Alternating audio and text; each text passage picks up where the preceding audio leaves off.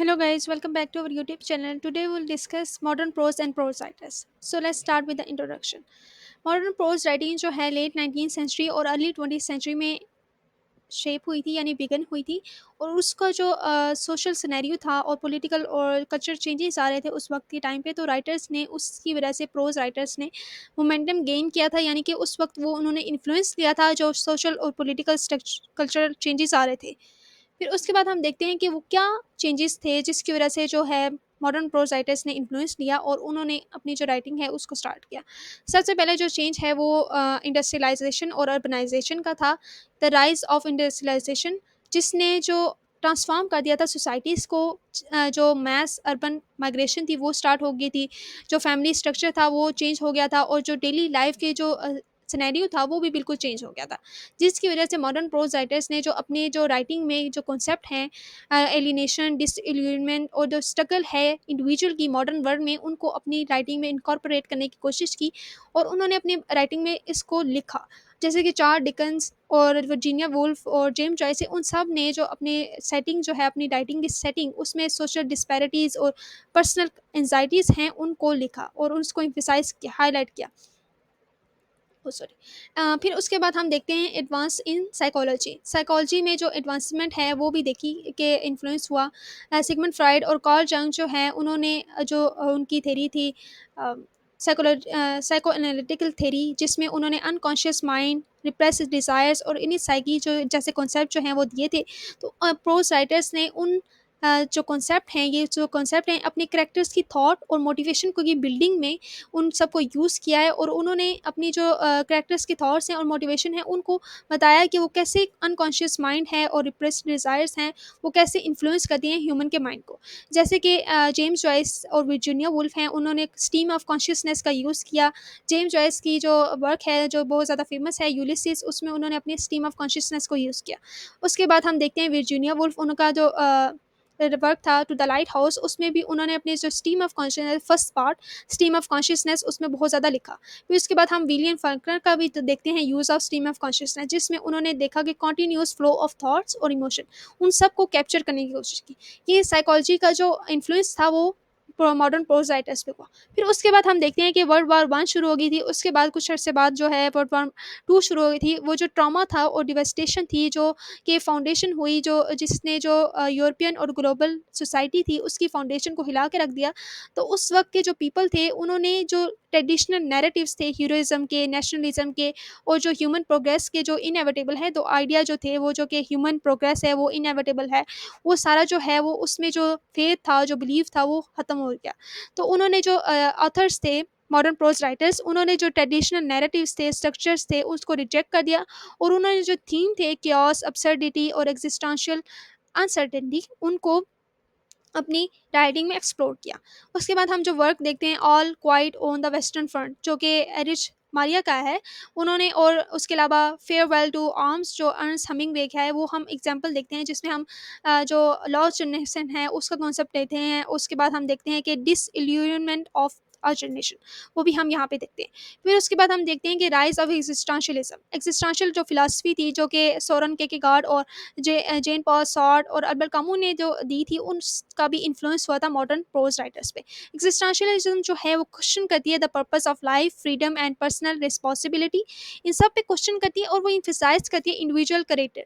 Individual जो है वो ह्यूमन बीइंग जो है वो अपनी जो मीनिंग है लाइफ में वो खुद जो है क्रिएट कर सकता है। वो कहते थे कि जो ह्यूमन बीइंग है, जो लाइफ है वो मीनिंगलेस है, लेकिन ह्यूमन बीइंग जो है वो खुद चाहकर अपनी लाइफ में मीनिंग क्रिएट कर सकता है। फिर उसके बाद जो ये फिलोसॉफिकल शिफ्ट था उनकी वर्क में, वो भी जो मॉडर्न प्रोज राइटर्स थे, वो ये जो फिलोसॉफिकल शिफ्ट आया था थॉट्स में, तो इस वजह से वो उन्होंने ये भी इन्फ्लुएंस लिया अपनी राइटिंग में। उसके बाद हम देखते हैं कि जो कामू का द स्ट्रेंजर है, सॉर्ट का न्यूएजिया है, वो भी एग्जिस्टेंशियल थॉट्स पे बेस करता है। जिसकी वजह से जो मॉडर्न प्रोज राइटर थे उन्होंने अपने प्रोटैगनिस्ट के एक्सपीरियंसेस में एग्जिस्टेंशियलिज्म, एलियनेशन के कॉन्सेप्ट दिए हैं कि वो जो प्रोटैगनिस्ट है वो सर्च फॉर मीनिंग पे है और वो अपना जो पर्पस है वो फाइंड कर रहा है। वो जो आइडेंटिटी के क्वेश्चन है, चॉइस के क्वेश्चन है कि वो चॉइस लेता है या नहीं लेता, तो उस तरह के सारे जो क्वेश्चन थे वो उसको भी एक्सप्लोर किया है। फिर उसके बाद हम देखते हैं साइंटिफिक एंड टेक्नोलॉजिकल एडवांसमेंट।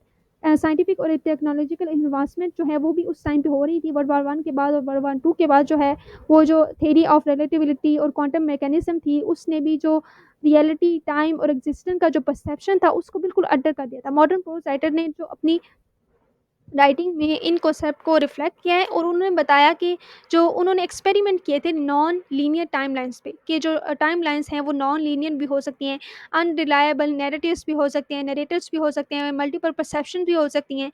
तो इस तरह जो उन्होंने साइंटिफिक और टेक्नोलॉजिकल एडवांसमेंट से बहुत ज़्यादा इन्फ्लुएंस लिया था और जो सिंगल ऑब्जेक्टिव रियलिटी पे ट्रेडिशनल राइटर्स बेस करते थे, उन्होंने जो शिफ्ट है सब्जेक्टिव और फ्रेगमेंटेड व्यू था वर्ल्ड का उस पे फ़ोकस करना शुरू कर दिया था और बहुत ज़्यादा एम्फसाइज़ किया था। जैसे वर्जीनिया वेल्स का टू द लाइट हाउस उसमें भी उन्होंने अपनी जो फ्रेगमेंटेड नरेशन है वो भी दी है और मल्टीपल पर्सपेक्टिव जो हैं वो बयान किए हैं। फिर उसके बाद हम देखते हैं modernism in art and culture. हम देखते हैं कि जो लिटरेचर में सारे जो राइटर्स हैं और जो थ्योरीज़ हैं वो मोस्टली जो है आर्ट से इन्फ्लुएंस होके ली जाती हैं।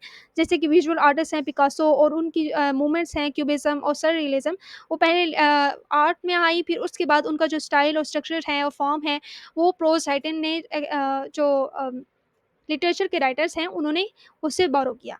फिर इसी तरह हम यहाँ देखते हैं कि ये जो सररियलिज्म है, क्यूबिज्म है, वो भी जो ट्रेडिशनल रिप्रेजेंटेशन है रियलिटी की उसको चैलेंज करता है, इंस्पायर करता है। जो राइटर्स हैं लिटरेचर के इंस्पायर करता है। इसी वजह से जो राइटर्स हैं लिटरेचर के उन्होंने भी अपनी राइटिंग में सररियलिज्म और क्यूबिज्म लिखे और इसमें जो फल्कनर है और उनकी जो साउंड एंड द फरी वो जो वर्क है वो भी इन आइडियाज़ पे बेस करती है। फिर और जो वर्जीनिया वोल्फ का मिसेस डॉल हाउस वो भी जो है इसी आइडिया पे बेस करती है कि जो फ्रेगमेंटेड जो नैरेटिव हैं, जो सिंबलिज़्म भी है वो भी यूज़ किया उन्होंने।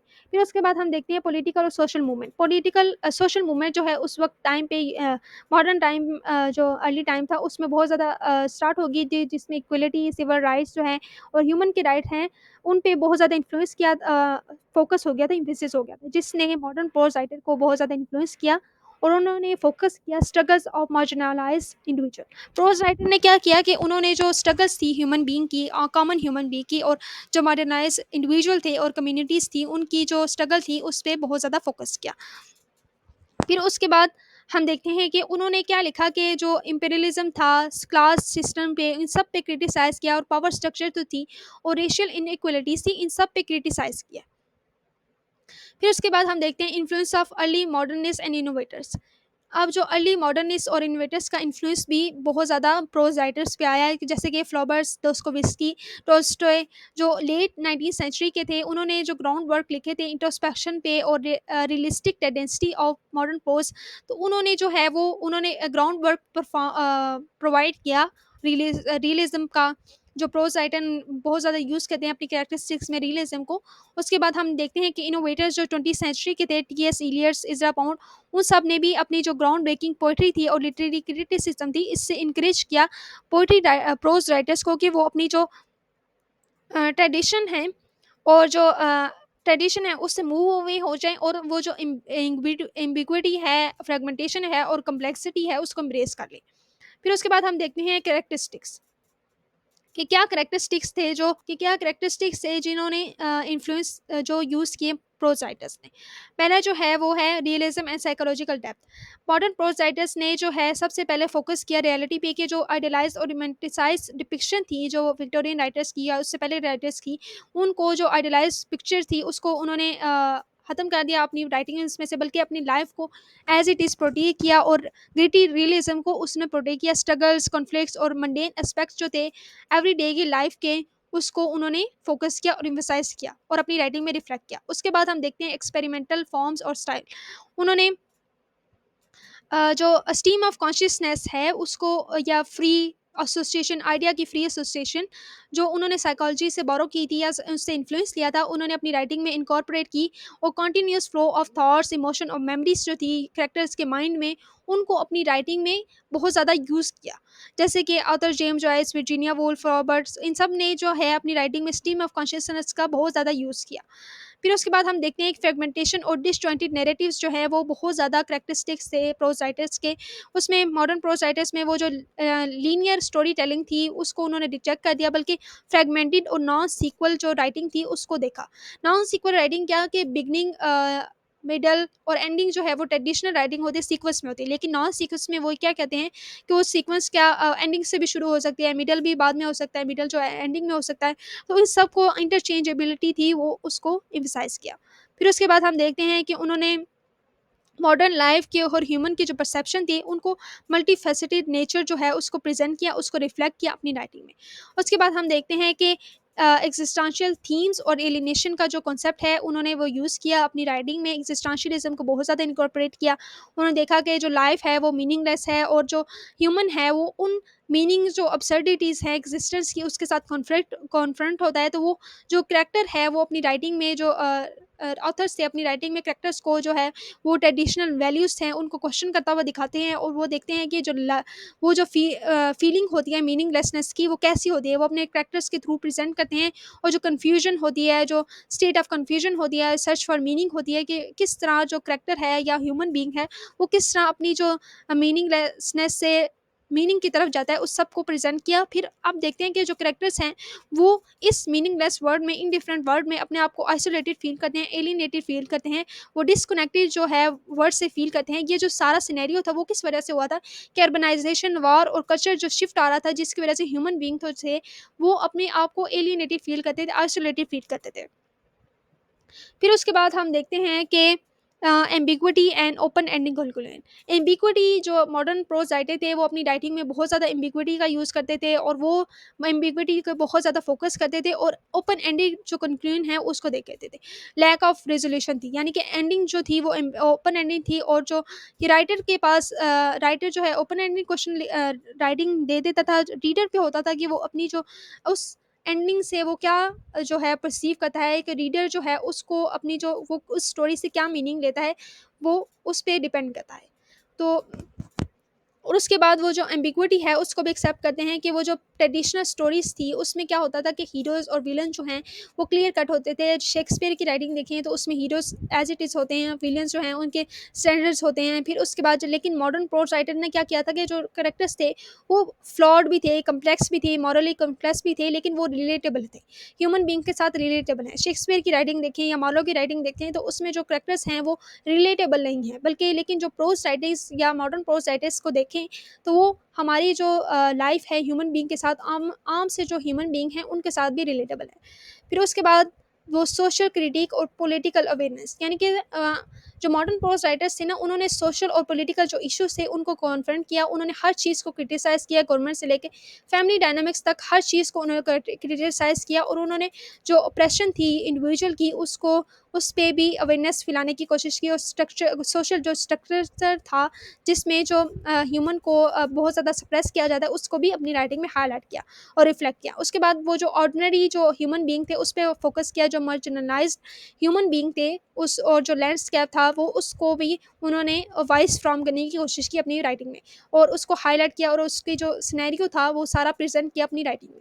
फिर उसके बाद हम देखते हैं कि उन्होंने अपनी जो राइटिंग में सिम्बोलिज्म और इमेजरी का बहुत ज़्यादा यूज़ किया है अपनी हालांकि जो मॉडर्न प्रोज राइटर्स थे उनकी जो राइटिंग है वो बहुत ज़्यादा स्ट्रेट फॉरवर्ड है, लेकिन उन्होंने अपनी राइटिंग में जो मीनिंग जो है उसको डीपर मीनिंग को कन्वे करने के लिए या अपनी राइटिंग को यूनिवर्सल बनाने के लिए उन्होंने लेयर ऑफ मीनिंग दिए हैं, क्योंकि उन्होंने अपनी राइटिंग में बहुत ज़्यादा मेटाफोरिकल लैंग्वेज यूज़ किया है जिसकी वजह से उनकी जो राइटिंग है वो कम्प्लेक्स हो जाती है, आइडियाज़ जो हैं वो कम्प्लेक्स बन जाते हैं और वो एक मल्टी लेयर बन जाती है। फिर उसके बाद उन्होंने कोलोquial लैंग्वेज और डायलॉग यूज़ किए, क्योंकि जो मॉडर्न प्रोज राइटर्स थे उन्होंने जो कैरेक्टर्स थे वो ऑथेंटिक बनाने के लिए और रिलेटेबल बनाने के लिए अपनी जो डिक्शन जो है वो यूज़ की थी, वो जो कोलोquial लैंग्वेज है। क्योंकि अगर जो पर्सन है जिसके बारे में आप लिख रहे हैं या जो उसकी राइटिंग है वो आप प्रेजेंट कर रहे हैं, वो अगर मिडिल क्लास फैमिली से बिलोंग करता होगा तो उसकी लैंग्वेज भी मिडिल क्लास फैमिली की होगी। अगर आप उसको रिच लैंग्वेज दे देंगे या रिच लैंग्वेज उसकी होगी तो वो ऑथेंटिक नहीं होगा। तो उन्होंने अपनी जो कैरेक्टर्स थे उनकी पर्सनैलिटीज़ को ऑथेंटिक बनाने के लिए उन्होंने रीजनल डायलॉग यूज़ किए और उसको जिसकी वजह से उनकी जो बैकग्राउंड था वो बहुत ज़्यादा फाउंडेशन। फिर उसके बाद हम देखते हैं कि टेनेंट्स क्या हैं। मॉडर्न प्रोज़ राइटिंग की।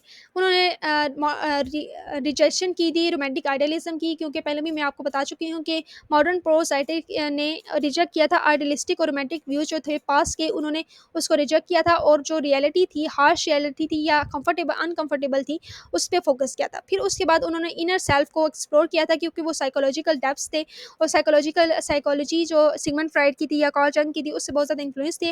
और उन्होंने ह्यूमन बीइंग की जो इंडिविजुअल की आइडेंटिटीज़ थी, इमोशंस थी और जो उनकी कॉम्प्लेक्सिटी थी, उस पे बहुत ज़्यादा वर्क किया और उस पे बहुत ज़्यादा हाइलाइटेशन की। फिर उसके बाद वो देखते हैं कि उन्होंने कन्वेंशनल मोरालिटी को क्रिटिक किया। कन्वेंशनल मोरालिटी जो थी, वो मोरालिटी के जो स्टैंडर्ड्स थे, ट्रेडिशनल वैल्यूज़ थी, उन पे क्रिटिसाइज़ किया और उन्होंने जो परसेप्शन थी मोरालिटी की और बिहेवियर की, कि ऐसा बिहेवियर होना चाहिए या ऐसी मोरालिटी होनी चाहिए, ट्रुथ और फॉल्स की जो मोरालिटी थी, और ट्रुथ ऐसे होता है या फॉल्स ये होता है कि रॉन्ग और राइट का कॉन्सेप्ट था, उसको बिल्कुल क्रिटिसाइज़ किया। और उन्होंने एक न्यू वे फ्राम किया कि ह्यूमन जो है वो खुद परसीव कर सकता है कि क्या गलत है, क्या नहीं। फिर उसके बाद उन्होंने डिसइल्यूनमेंट विद इंस्टीट्यूशन यहाँ पे क्या आता है कि फैमिली, रिलीजन, गवर्नमेंट, उन सब को क्रिटिसाइज़ किया। उन्होंने कहा कि जो मॉरल फाउंडेशन जो सोसाइटी ने प्रोवाइड की है वो फ्लॉड हैं और वो हार्मफुल हैं। ह्यूमन के लिए हार्मफुल हैं, वो ऐसा बेसिस नहीं फ्राहम करते हैं ह्यूमन के लिए कि वो ज़िंदगी गुज़ार सके। फिर इसलिए उन्होंने जो है वो इंस्टीट्यूशन जो है उस पे भी क्रिटिसाइज़ किया। फिर उसके बाद एम्ब्रेस ऑफ अनसर्टेनिटी, उन्होंने अनसर्टेनिटी थी लाइफ़ की, उसको मॉडर्न जो लाइफ थी उसकी जो नेचर है वो कहते थे कि अनप्रिडिक्टेबल है, जो लाइफ में अप्स एंड डाउन आते रहते हैं। इसकी वजह से वो ये कहते थे कि जो लाइफ है उसकी अनसर्टेनिटी को एक्सेप्ट करना चाहिए, जो वो इस वजह से रीडर को एंगेज करते हैं, एक्टिवली एंगेज करते हैं स्टोरी के साथ, क्योंकि वो एक ओपन एंडेड जो नैरेटिव्स हैं उनको अपनी राइटिंग में प्रोवाइड करते हैं।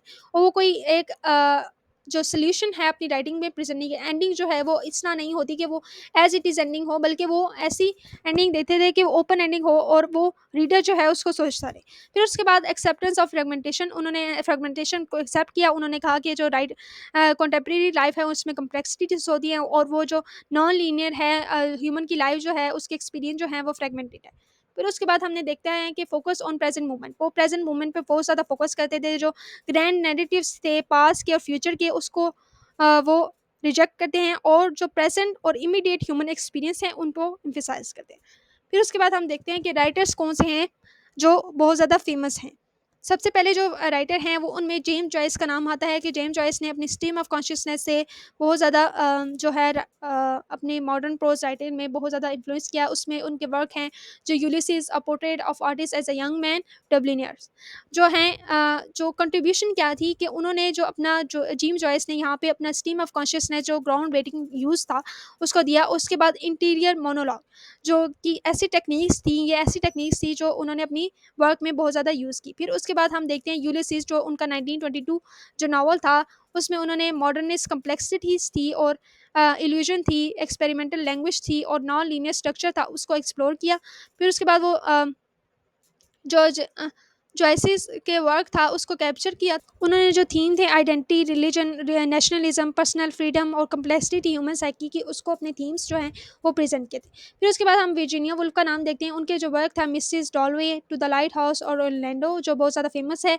अब जो वुल्फ थी, वर्जीनिया वुल्फ, उन्होंने साइकोलॉजिकल रियलिज्म पे बहुत ज़्यादा मास्टर थी और उन्होंने भी अपनी स्ट्रीम ऑफ कॉन्शियसनेस को जो कि इमीडिएट थॉट्स थे, इंटीमेट थॉट्स थे और इमोशंस थे, अपने करेक्टर्स में बहुत ज़्यादा लिखे। और उन्होंने अपनी जो ह्यूमन वुमेन की इनर लाइफ थी और सोशल ग्रोथ उस पर बहुत ज़्यादा फोकस किया। अब मिसिस डॉलवे और जो डुलाइस हाउस है, जो कि प्राइम एग्जाम्पल है उनकी स्टाइल्स की, जिसमें जो वर्जीनिया वुल्फ हैं, जो थॉट्स हैं, कम्प्लेक्स रिलेशनशिप्स हैं और पैसेज ऑफ टाइम है, उनको एक वे फ्रॉम करती हैं। और जो थीम्स उन्होंने यूज़ की उसमें फेमिनिज्म, एग्जिस्टेंशियलिज्म, टाइम, मेमोरी और फ्रेजिलिटी ऑफ ह्यूमन एक्सपीरियंस हैं, वो आते हैं बहुत ज़्यादा, उन्होंने यूज़ किए। फिर उसके बाद हम देखते हैं फ्रांस काफ्का। फ्रांस काफ्का का जो वर्क है उसमें मेटामॉर्फोसिस, द ट्रायल और कैसल। अब फ्रांस काफ्का ने क्या किया था, वो अपनी जो अब्सर्डिटी है, ब्यूरोक्रेटिक अब्सर्डिटी, उसको एक्सप्लोर किया था। और एग्जिस्टेंशियल ड्रेड जो थे उसकी वजह से वो बहुत ज़्यादा फेमस हैं। उन्होंने जो मेटामॉर्फोसिस राइटिंग लिखी उसमें जो क्या होता है कि एक जो आदमी होता है वो एक जाइंट इंसेक्ट में कन्वर्ट हो जाता है, जिसकी वजह से जो काफ्का है वो रिफ्लेक्ट करता है एलिनेशन का कॉन्सेप्ट। यहाँ पे एलिनेशन काफ़्का की राइटिंग में हमें बहुत ज़्यादा एलिनेशन, अब्सर्डिटी और अथॉरिटी, आइडेंटिटी, एक्जिस्टेंशियलिज्म का वर्क मिलेगा। कि उसकी जो फ्रांस काफ़्का की अगर राइटिंग पढ़ें तो उसमें बहुत ज़्यादा ओवरवेलमिंग है, जो कैरेक्टर्स हैं वो बहुत ज़्यादा सप्रेस्ड हैं और वो जो हैं इनकम्प्रेसिबल फोर्स है, हम वो देखते हैं वहाँ पे। फिर उसके बाद हम देखते हैं विलियम फॉल्कनर जो हैं उन्होंने अपनी वर्क जो है the sound and the fury as I lay dying light in अगस्त।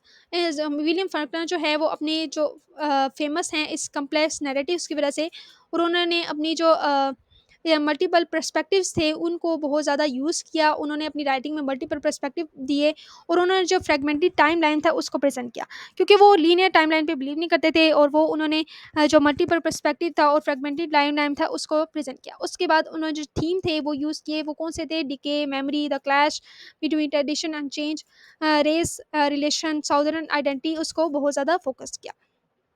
फिर उसके बाद अर्न्स्ट हमिंगवे हैं जो उनका राइटिंग है the sun also rises, a farewell to arms, for whom the bell tolls.